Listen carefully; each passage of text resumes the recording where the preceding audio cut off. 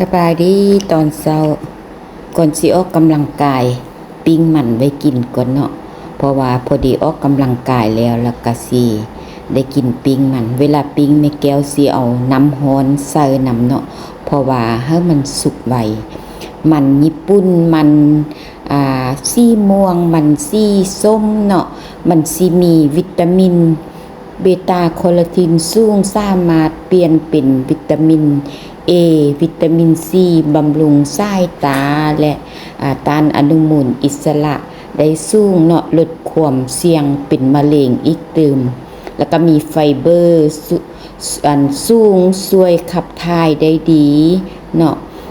พวกเป็นความดันกินแล้วก็ลดความดันได้เนาะแต่ว่ามันมีโพแทสเซียมสูง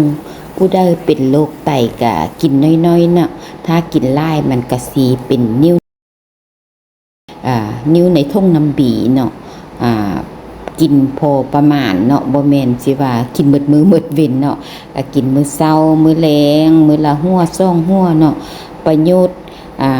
ก็ดีหั่นแหละวิตามิน A วิตามิน C มีเมกานิกคนได้แพ้ก็บ่ต้องกินเนาะควรกินให้พอดีอายุกินแล้วก็อายุสิยืนยาวกินทุกวันก็ดีสายตาก็ดีเนาะอาหารก็ครบหมวดหมู่มันนี่นะมันมีสารอาหารครบหมวดหมู่มีกากใหญ่สูงเนาะ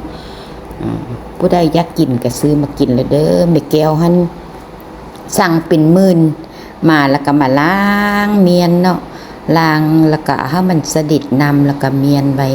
มันนี่เป็นมันญี่ปุ่นเนาะส่งมาแต่เสียงควงพุ่นแหละเขาเจ้าก็สิแบบบ่ขัดหั่นน่ะมีมันน้อยมันใหญ่เฮาก็เลือกเป็นไซส์เนาะเฮายักนึ่งเฮาก็เอามันน้อย